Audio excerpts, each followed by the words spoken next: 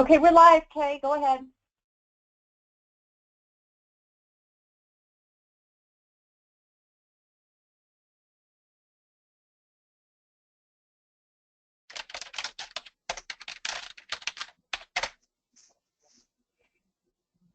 Kay, we can't hear you. You're muted. Start over.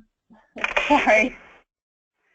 Welcome, everyone, to the Charity and Security Network's webinar on financial access for U.S. nonprofits.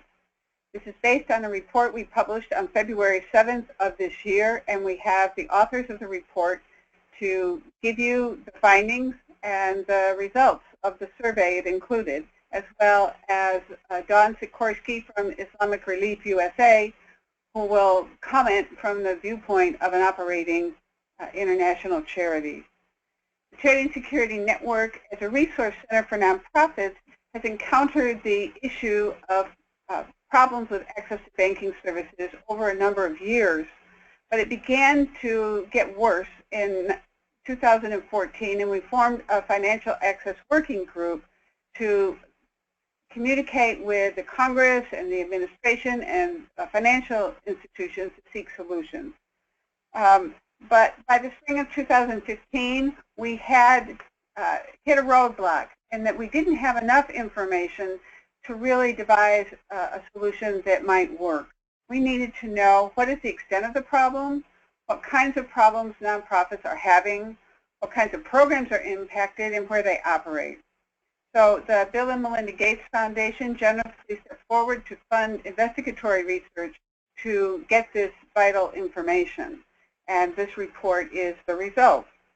The research questions, therefore, are the first empirical data that will address these questions. So we're very happy to present this information to you.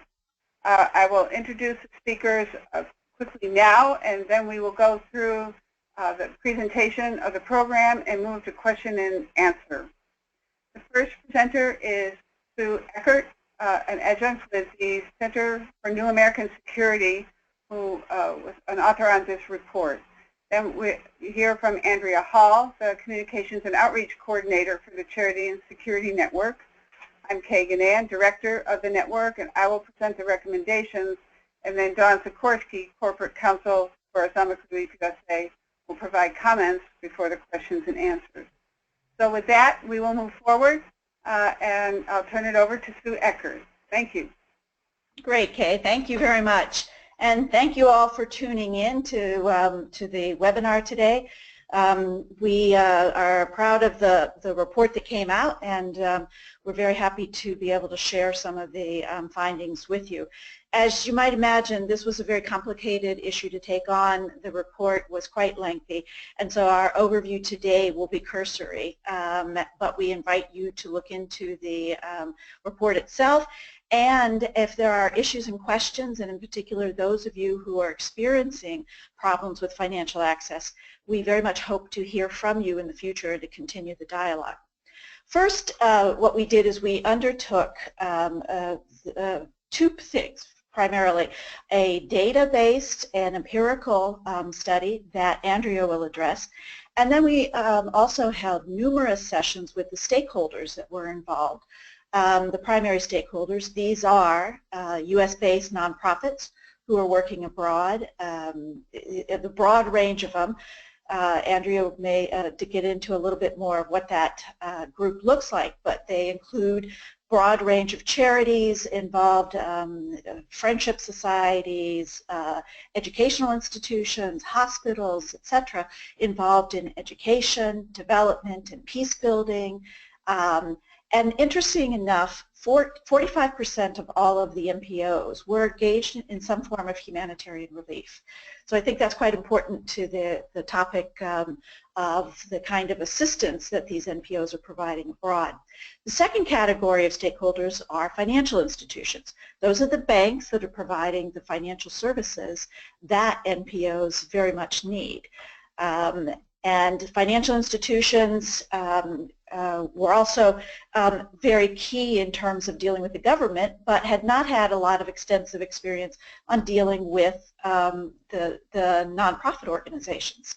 The third category were U.S. policymakers and regulators/examiners. And this is U.S. policymakers and agencies such as the Treasury Department, the State Department, the Agency for International Development, but importantly, the USG regulators, and that is the groups such as the Office of the Comptroller of the Currency, who regulates national banks, the Federal Deposit Insurance Corporation, who deals with depository institutions, the Federal Reserve, who regulates state banks, and then also FinCEN, which is the Financial Crimes Enforcement Network that is responsible overall for implementation of anti-money laundering and countering the financing of terrorism measures. So these are the three primary groups. We had extensive discussions, both in terms of individual interviews as well as roundtables with the broad group of stakeholders. And here's some of the things that we can take away from those dialogues.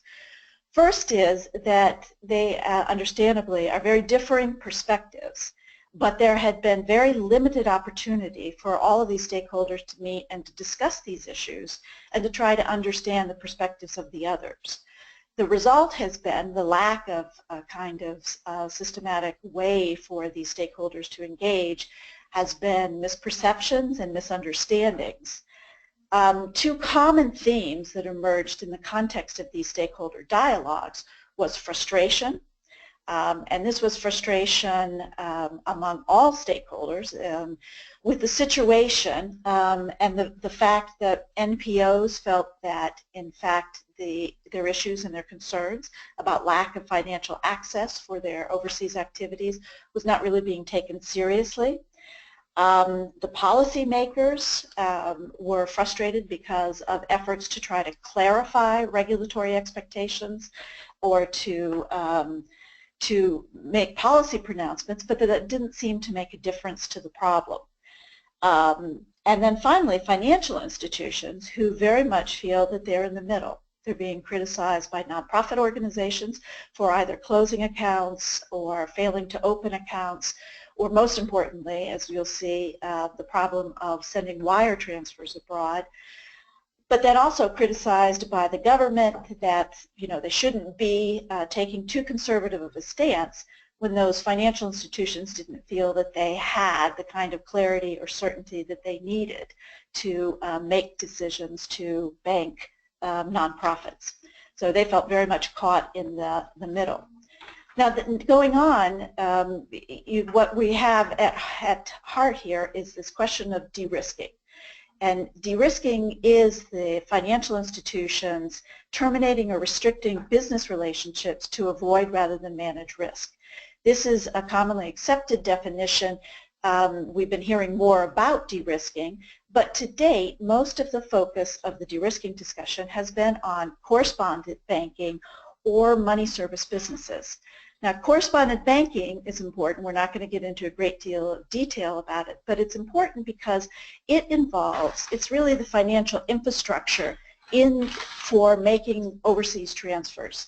You have correspondent bank relationships, so you have to have the sender, the charity, for example, who wants to send to a partner abroad, and the recipient bank. And the correspondent bank is the intermediary bank who is issuing the payment to the recipients. It's basically the financial backbone of the international system. And over a period of time, there have been demonstrated reduction in correspondent banking accounts, particularly in higher risk jurisdictions or for customers such as NPOs that are perceived as being particularly of higher risk.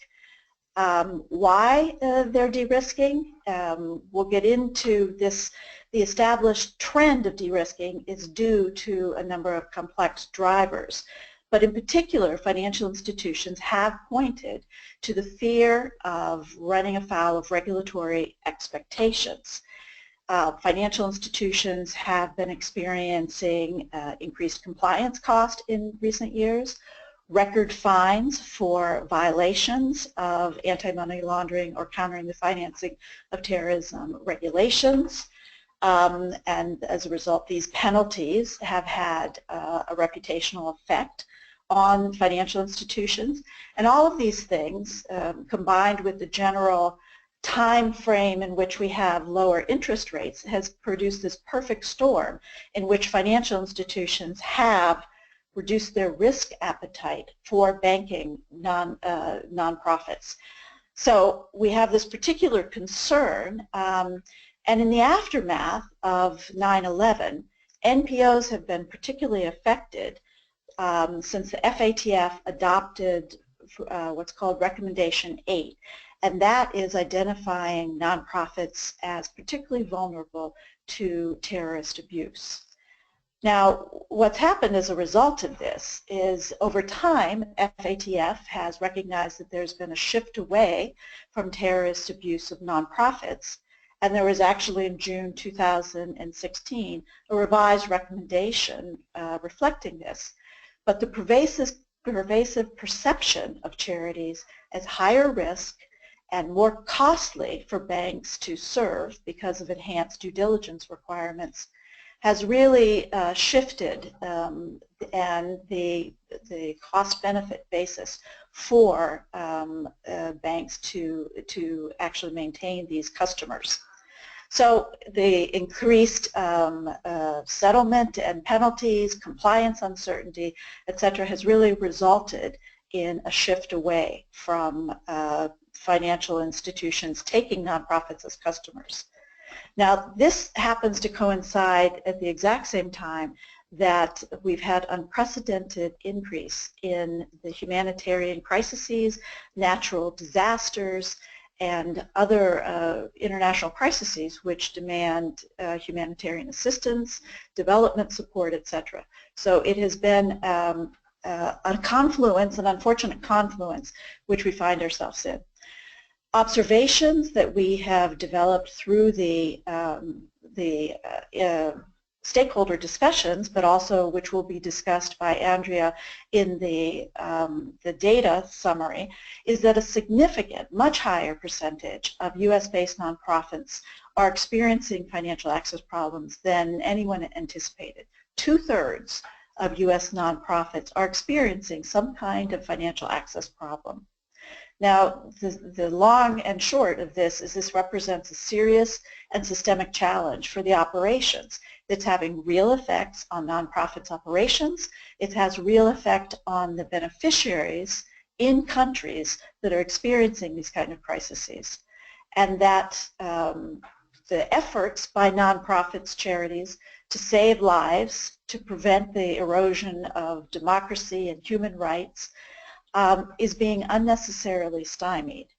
But to date, until we've had the data recently, and as Kay noted, the reason we did this is because there was no empirical data, there's been little recognition that financial access is a problem for nonprofits. Again, it's been addressed in the context of money service businesses or correspondent banking, but not nonprofits. So as we get to the findings, this will be elaborated more in terms of some of the recommendations by Kay. We have to recognize that there is a problem and develop new ways of addressing these particular issues. As former Secretary Jack Lew of the Treasury Department noted, financial inclusion and financial integrity are complementary and not contradictory goals. So we can support continued initiatives of nonprofits to service the significant needs abroad, while at the same time dealing with the very real concerns about preventing financing of terrorism and money laundering. But it's very important to recognize that the convergence of all stakeholders, there's a convergence of interests, but we need leadership and we need for the problem to be addressed now to result in a win-win situation for all of the stakeholders. So with that, I think we'll turn to the quantitative findings by Andrea. Thanks so much, Sue. I quickly wanted to go through the methodology of the quantitative portion of our study and report so that you would understand the validity of our findings. That quantitative portion was a random sample survey drawn from a universe of 8,665 U.S.-based nonprofit organizations that do work internationally. These organizations were identified by their IRS filings and pulled from a database housed at GuideStar. We then commissioned a team at George Mason University Center for Social Science Research to conduct the phone surveys and data analysis for us. This team was able to conclude 305 phone interviews with nonprofit organizations, giving us a response rate of 38% and making our findings valid within a 5.4% margin of error. As Sue mentioned a few minutes ago, we were really astounded at the extent of the problem. A significant portion of NPOs, 68% of them, reporting that they had suffered some sort of banking problem. 15% of these NPOs encounter the problems constantly or regularly. Another 30% have them occasionally. So what are the problems? When we headed into the survey, we had heard from nonprofit organizations in the way of anecdotal evidence over a period of years, and primarily they would approach us and say, we just heard from our bank, they've given us 30 days to move our money, they don't give us a reason, there's no opportunity to correct any perceived deficiencies, we don't know what's going on, but we're scrambling to find new banking services.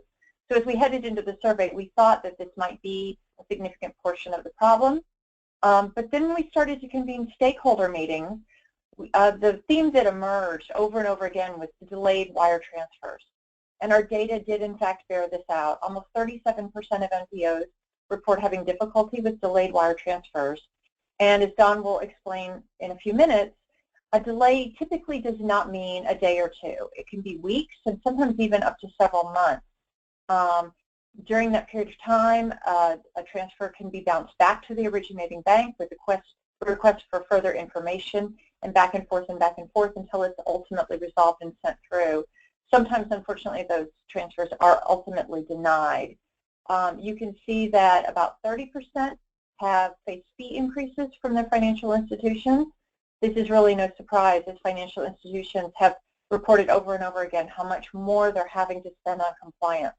And as with any business, those increased costs are passed on to the consumer. The yellow bar there shows 26% of NPOs dealing with unusual additional information requests. That's typically part of a wire transfer attempt. And Dawn will talk about what is meant by unusual or additional in her portion later in the program. Look at the top two bars, the blue and the orange bars at the top. You can see that accounts closed affected just 6.3% of nonprofits, and 10% of nonprofits reported having a refusal at account opening. These may seem like really small numbers, but they're significant in a couple of ways. First of all, if you extrapolate 6.3% to the total population of NPOs based in the U.S. doing work internationally, you've come up with a number of approximately 545 nonprofits. And just to think that that's the number of nonprofits who received a phone call out of the blue telling them to move their money within 30 days, sometimes less, it does look more significant. Really quickly, we wanted to point out that nonprofits that receive government funding through USAID or other government grant programs are in no way insulated from these banking problems. And in fact, if you'll look at the two pairs of bars on the left-hand side, the green bars indicate the nonprofits that do receive government funding, compared to the blue are their peers without that funding. And you can see with account closures and refusals to open accounts that NPOs receiving government funding for their programs are actually facing greater difficulty in these areas. We also wanted to find out during the survey if faith-based organizations were having greater difficulty than their secular peers. And our data indicates that secular and faith-based organizations are suffering from financial access difficulties at roughly the same rates. When we had organizations coming to us in the beginning with their anecdotal information, a lot of times these were organizations that self-identified as Muslim charities. So from that perspective, it began to look like perhaps Muslim charities were suffering a disproportionate impact of these banking problems. And we wanted to puzzle that out.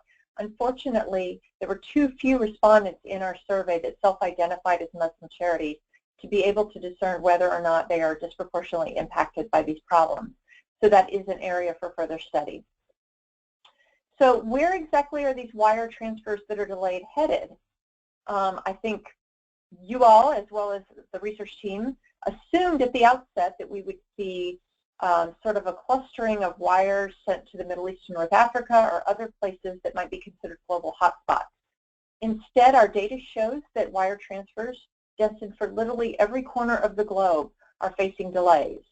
As you can see, about 10% of those wires that are delayed were headed to the MENA region, but close to 20% were headed to East Asia and the Pacific, Sub-Saharan Africa, or, surprisingly, Europe. So this is, in fact, a global problem. Finally, it's important to note that although banks may de-risk charities and other nonprofits, nonprofits rarely, if ever, de-risk their programs or their beneficiaries. In fact, just 3% of nonprofits reported that they canceled the program when they find that they have no other option in terms of getting money to their programs in foreign countries. About a third, and this seems to be an increasing trend that we're hearing about, nonprofits are using money remitters such as Western Union to circumvent the traditional banking system. By and large, the vast majority reported that they are able to perform a transaction successfully later. That's 67% of the nonprofits. And again, when we say later, keep in mind we're not talking about the next day. Sometimes that could be weeks or months. And Don will talk about the impact on programming that that has. Perhaps the most alarming part of this data that we discovered is the high number, 42% of charities that reported resorting to carrying cash to getting their programs funded. And we have heard stories of backpacks full of cash being carried by an aid worker over a border. And one can imagine the dangers associated with this, not only to the worker carrying the cash and to the program that may or may not get funded, depending on how successfully the cash arrives, but it also puts into jeopardy the global financial system, because it means that more money is moving out of traditional channels into opaque channels. So that should be a concern for government regulators and sort of an incentive to address this problem and get it resolved. I'm going to go ahead and turn the program over to Kay Ganan, who is going to outline some of the report's recommendations. Okay. Thank you very much. I'm going to talk about where we go from here with the data in hand. We no longer need to wonder whether or not there is a problem. And in seeking solutions, we need to be flexible and creative because this is a complex global problem involving very diverse stakeholders. As this quote shows, there appears to be no silver bullet for the de-risking issue, as several experts noted in a recent article.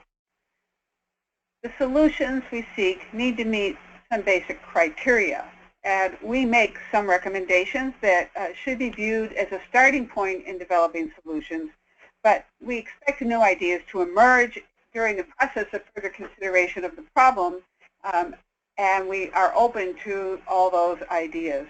In the meantime, whatever solutions are arrived at need to meet these basic criteria. Address the drivers of narrowing financial access for NPOs, adapt to all sizes of NPOs and financial institutions. There's wide variation and amongst the universe of U.S. organizations that do international work, many or most are small.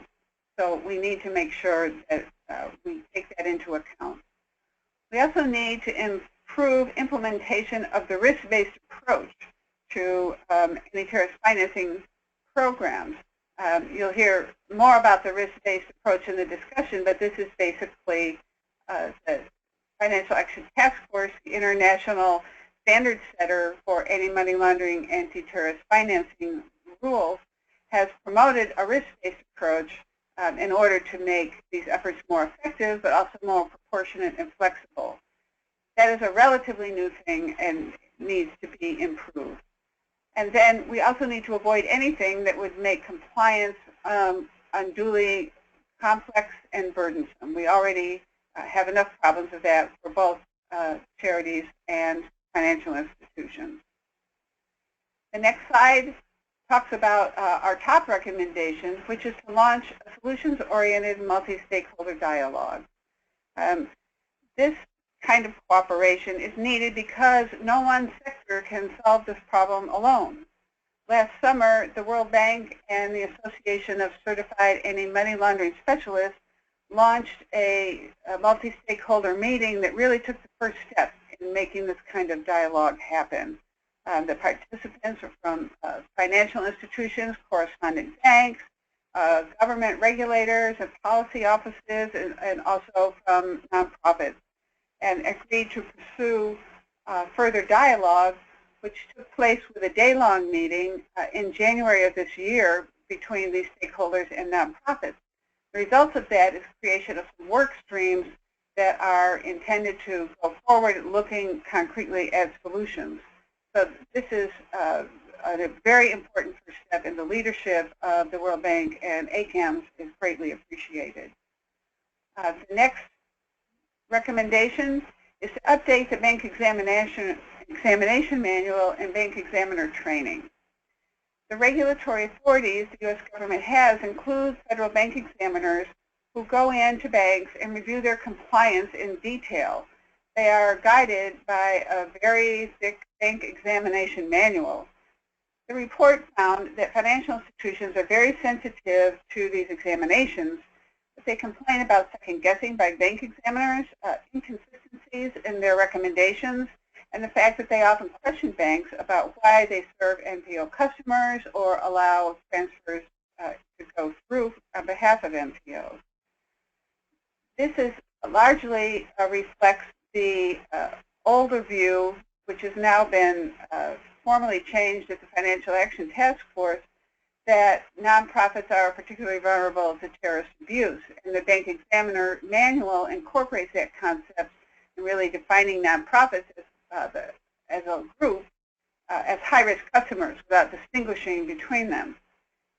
This needs to be updated to reflect the June 2016 change, where FATF changed its recommendation. It took out the particularly vulnerable language and to say that a risk-based and proportionate approach should be taken. So that's a very important thing, and the examiners need to be trained in that change. The next recommendation is to create a repository of information on NPOs that can streamline financial institution customer due diligence. And the sheer volume of international transactions in the modern world makes it impossible for banks to conduct detailed due diligence investigations into each NPO customer and each of their international transactions. The report found basically a chaotic situation regarding record requests to NPOs from their banks, from the correspondent banks to the banks of the NPOs, etc. Duplication and efficiency is basically the order of the day. So the idea of a repository could be to address this problem. The report distinguishes importantly between what we call green lists, which are repositories of qualifying nonprofits that is operated by civil society and is voluntary and opt-in, versus what we recommend against, which is a white list that would be operated by government. And the advantages and the reasons for that preference are detailed in the report and can be discussed later if needed. There is precedent in the U.S. nonprofit sector for this kind of repository. U.S. grant makers are required to do due diligence on foreign grantees to make sure that they meet the equivalence of the requirements of the Internal Revenue Services 501c3 charitable category. And NGOsource has created a repository of basic information that foundations can access on foreign charities, and it has greatly streamlined that process. So the technology for some kind of nonprofit-oriented repository exists, and NGOsource says that it's doable to build in the banking context, and this is something that could be explored. The next recommendation is to create a special channel for humanitarian funds in humanitarian crises. Basically, it's going to take some time for long-term comprehensive solutions to be developed, built, and implemented, rolled out. In the meantime, there are humanitarian crises that require action now. So when the international finance system is unable to meet the needs of NPO customers in these crises, there needs to be some kind of special channel, a public entity, run by a government agency, regional bank, or the UN, or other entity that can get those funds through when they're most needed. We made several more recommendations. One is to institute safe harbor protections. This does not mean writing a blank check for either a bank or an NPO for any international financial transactions, but it does seek to recognize that when banks and NPOs are operating in good faith and with due diligence and run into problems, that there is some kind of basic legal protection from harsh sanctions for them. The risk-based approach assumes some level of risk is acceptable, and in this banking and de-risking context, the Treasury Department has noted that zero-tolerance standards are not consistent with the risk-based approach, and that's something we need to formalize somehow. The next is to improve implementation of the risk-based approach. 4 elements are spelled out to counter the old view that NPOs are particularly vulnerable to terrorist abuse compared to other sectors. The whole sector is not high risk. Develop clearer guidance and standards to reduce uncertainty. Promote transparency and information sharing among the players and proportionality. And create incentives for appropriate risk management for banks. Right now, they have plenty of incentive to be ultra cautious or over cautious, and there are, because of potential enforcement sanctions, no real incentives to necessarily serve an NPO customer. And we can explore other alternatives to the formal banking system, a virtual currency like Bitcoin, and then there's also additional research that will be needed to help inform us as we go along. As Andrea noted, one of those areas is to determine whether or not there's disproportionate impact on Muslim charities. So the last recommendation is not in the report, but I'll make this to the nonprofits listening in. You can participate in this process. Join the Charity and Security Network, sign up on our website, participate in our Financial Access Working Group, help us develop and promote these solutions, and spread the word about this research and the recommendations. So thank you very much. And next, I just will hear from Don Sikorsky of Islamic Relief USA. Thank you, Kay. I'm going to speak kind of broadly about the impact that these lack of access or diminished access to financial access has on nonprofits and what they've experienced. And first, just in the context of the risk-based approach, I think it bears saying that nonprofits are in full agreement that charitable funds should be protected from diversion. And responsible and accountable charities already have many, many layers of protections in place to ensure that the funds are not susceptible to diversion, taking into account fraud controls and other security risks that go beyond just the basic vetting that we kind of think about when we're working with banks. But what we found is in trying to dialogue with banks, the risk assessments that are conducted by charities don't easily map onto the calculations conducted by financial institutions, sometimes just by difference of terminology and sometimes by difference of approach. And one key difference in approach is nonprofits also factor in the risk and cost of inaction. If we don't go into this high-risk area, what is the cost in terms of human life? And then also other aspects to that conflict. That's why I think you find that only 3% of charities encountering these difficulties have actually stopped their programs because often the risk of not acting outweighs the risks that we have to take on in order to continue to act even outside of the established financial services sector. And I'll just confirm that, yes, labeling NPOs as inherently risky does fail to take into account the operational safeguards that are exercised by NPOs to secure not only financial integrity, but the physical safety of staff and beneficiaries. We do this from a charitable trusts perspective. We do this from a just accountability to our beneficiaries perspective, and that comes into play.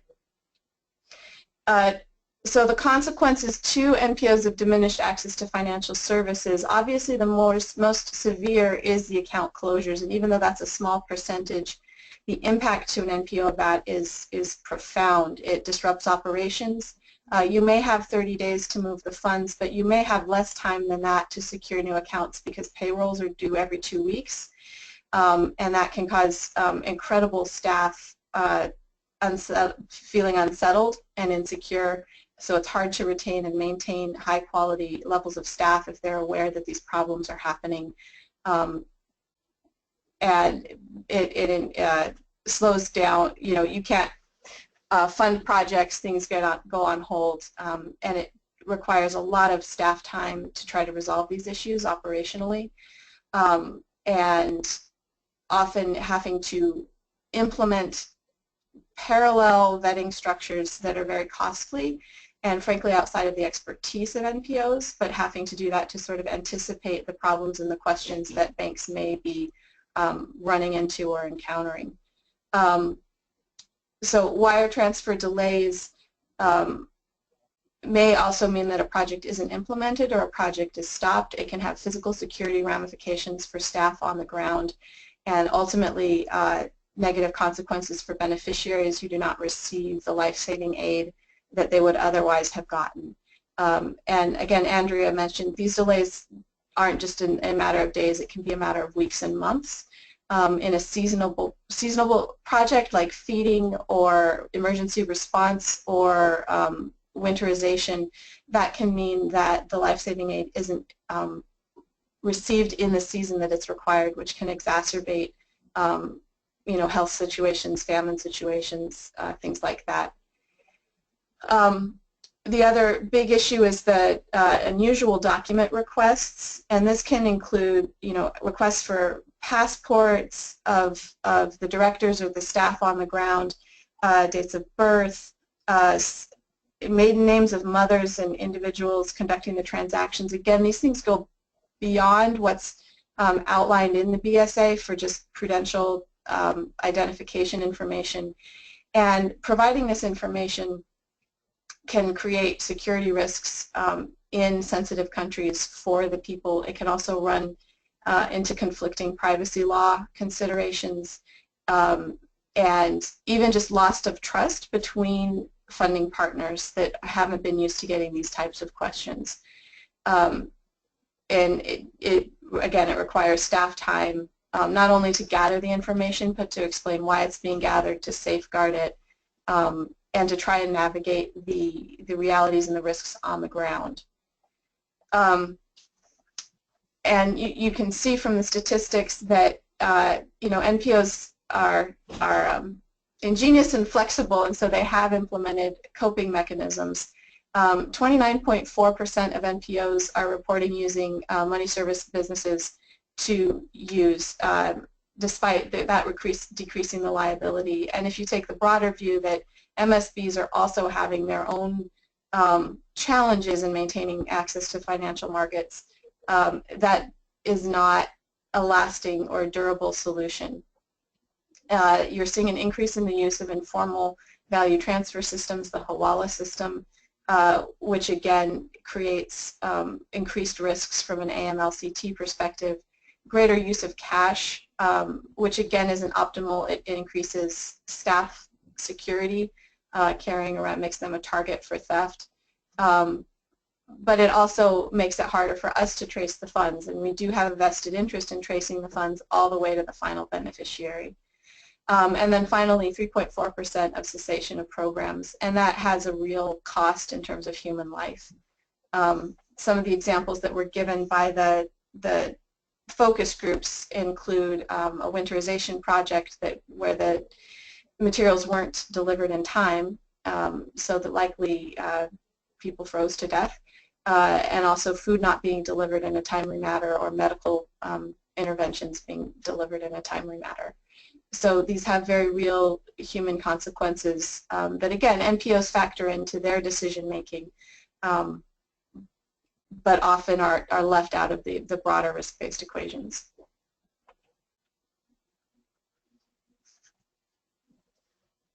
Thank you so much, Dawn. I am going to ask all the participants, I have unmuted you. It looks like Kay, you are self-muted, and we can share our webcams. and head into the question and answer portion. I just want to get up our first slide here for the purpose of the recording. We have one question so far, and I would encourage those of you who have not taken the opportunity, there's a question pane down at the bottom of your dashboard on the webinar system. And if you click on the plus sign next to that question pane, you can see that there's a place for you to type in your question. If you would like to ask the question in person, let us know, and I will try to unmute you. I'll go ahead and take the first question because it deals with the data. And it says, are these numbers of where transfers are headed corrected for absolute numbers of transfers? So the way the question was designed, the respondents were asked, if assuming that they had, the particular respondents that they were on the phone with at the time had a delayed wire transfer or more than one, they were asked to what country was that wire transfer headed. And the researchers then mapped all of the country mentions. So for instance, Bolivia may have been mentioned 3 times. They put a number 3 next to it. If Libya was mentioned 12 times, they put a 12. And then they took all of these and mapped them into regions based on the regions that are designated by an IRS system. That's the regions that they use for the categorization. And then they weighted the regions based on how many country mentions of the countries within each region. The next question, is there any experience with using blockchain technologies for the repository? Sue, do you want to take a stab at that one? Sure. No specific tie between the repository and blockchain technology, but there is a significant interest in alternative technologies, if you will, as ways of getting around some of these problems. Now, some of them have been in existence for some time, you know, PayPal or alternative sources now that are appearing have been used. But there's for purposes of financial institutions, there's a whole new emphasis on fintechs. And the idea that some of these alternative means of moving value would actually prove a good opportunity, if you will, to resolve some of these issues. I think that there's a great deal of interest and exploration that's going on these issues right now and these alternatives. They have not proved to be a magic bullet, if you will, or something that will resolve the problem, because even those institutions are subject to AML-CFT requirements. Even as you see, for example, money service businesses and greater use of, as Dawn was talking about, you know, everything from Western Union to unregulated money transmitters. There is, that's one way of doing it, but financial institutions still, formal financial institutions still appear to be the preferred way for most of the nonprofits to try to move their money. Now, with regard to the repository, I think the repository really is focused on trying to be a source of information about NPOs. So financial institutions don't have to every single time recreate the whole series of questions, what kind of due diligence exists for those NPOs. So it's really an attempt to create a know your customer type of tool or utility that financial institutions can use to expedite consideration of the nonprofits. So this is something which has not specifically been done with nonprofits, but as Kay mentioned, there's precedent for using this type of approach and something which we think holds a great deal of promise to explore this as a way to expedite consideration. Thanks, Sue. I'm going to toss the next question to Kay. But Kay, I see that you are self-muted, so you need to unmute your phone, please, so that you can answer this question. And it is, do you think there is a particular set of steps that banks might like charities to show or take? For example, if we knew what they wanted in terms of vetting, monitoring, perhaps it could be standardized across charities and banks. Half of the problem is that we don't know what banks really need. Kay, would you like to answer that one? Sure, and that's a really important question as well. The only reason I'm able to provide an answer is because I had the opportunity to participate in those two meetings that the World Bank and ACAMS sponsored, where we got to talk to some financial institutions about this very question. And one of the things they noted is that they're very monitor the pattern of an organization's finances, so that if there is a transaction that looks like a sudden change, or if it's going to a place that appears unrelated to the mission or purpose of the organization as the financial institution understands it, that generates more questions. But it's also very clear that a geographic destination is, regardless of who the charity is or what kind of programs they operate, is also a very important factor for banks, and that if it's a conflict area or a place where sanctions programs are operating, then they're likely to want more information. What is lacking is any kind of structure for providing this information or even letting NPOs know what it is. One of the things we learned in these conversations is that the financial institutions have tiers of due diligence and documentation requirements based on the risk profile of the customer, and they periodically review customer transactions to decide what tier that customer belongs in. So you may be moved from one tier to another without knowing it, and there may be one certain type of transaction that might bump you up to one that requires more documentation without you knowing it. So sharing information between the sectors is really an important step to address this question. And the financial institutions we met with were very open to some kind of standardization of what nonprofits can be providing, and that is one of the work streams that's been identified by the World Bank ACAMS process. So this is a place where, as we go through that, and we're making suggestions or evaluating suggestions from the government or the financial institutions, where we really will need nonprofits to participate and let us know what looks reasonable and doable from your end. Andrea, if I could just jump back in on that, because I think it is something in the context of the report, something that we focused on of asking financial institutions. And page 89 of the report actually tries to group the types of issues that financial institutions say they need to bank NPOs.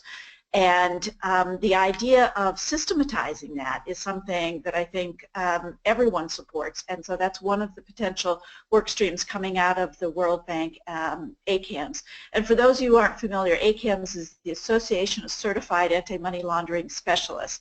It's really the people within the banks that are responsible for sanctions, anti-money laundering, and countering the financing of terrorism compliance. But they do say that what they need is more general information on the nonprofit organizations, the size, type of activities, services provided, jurisdictions in which NPOs operate, background of trustees and directors. The second category is financial controls, the internal policies of NPOs and procedures to manage terrorist financing and financial crime risk. The third is due diligence. What are the procedures that NPOs use to select beneficiaries and to screen them in-country partners and agents, and to monitor and manage downstream risk? The fourth is compliance, and this is the steps that are taken to ensure compliance with anti-money laundering and countering the financing terrorism sanctions regulations. And the fifth is humanitarian aid. More detailed description of the projects, especially those in conflict zones. The funding for the projects, for example, if it's government funded through AID or in the UK DFID, how such projects are already subject to auditing and evaluation requirements. So these are general categories, but these are the beginning of what we hope will be a more expansive list of the types of information that could be garnered and supplied to nonprofits so they know in advance the type of information that financial institutions need. And this is part of this bringing the stakeholders together to try to discern what those issues and questions are. Thank you, Sue. It looks like we have a couple of questions that have just come in. We have a participant who has tuned in from Qatar, and he would like to know, he says, thank you for the excellent presentation. Based on your experiences, how do you see a shift from the early obstacles post-2001 to 2008? Are there real shifts from counterterrorism measures to risk avoidance, meaning from securitization to riskification? Do you see this shift at the policy level? Kay, would you like to take that one? I'll take the first crack at that. Thank you for the question. I think there has been, over time, a shift to a risk-based approach on the policy level, and that means that you reject a zero-tolerance compliance standard, and that inherent in that also is the concept of proportionality, and that risk mitigation and management measures need to be proportionate to risk. And that's, to some degree, a theoretical shift more than a policy shift. In the United States, under the Obama administration, there was a general policy of not enforcing strict liability standards that exist in the law, where there are legitimate organizations making good faith attempts to carry out their programs and prevent any kind of terrorist abuse. Unfortunately, the letter of the law has never changed from that zero-tolerance strict liability standard. And now that we're in a new administration, we don't know if the more risk-based policy, riskification, will continue. I love that phrase, riskification, because it reflects another emerging issue, which is sharing of risk among the stakeholders.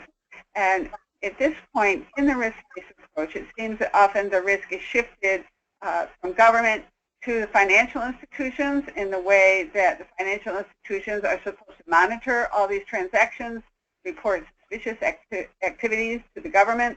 They're really serving an investigatory function on behalf of government. And the banks themselves are shifting risk down to the nonprofit organizations who are actually trying to operate these programs. So there needs to be a look at more equitable risk sharing among all the stakeholders. And I invite other speakers to comment on their perspective on this question as well. Dawn, do you want to go ahead? I can give kind of an anecdotal. The charities that went through the vetting and investigation and auditing post 9/11, so 2001 to 2008, then started encountering these problems with access to financial services. So there does seem to be something separate from just counterterrorism policy that is influencing this trend.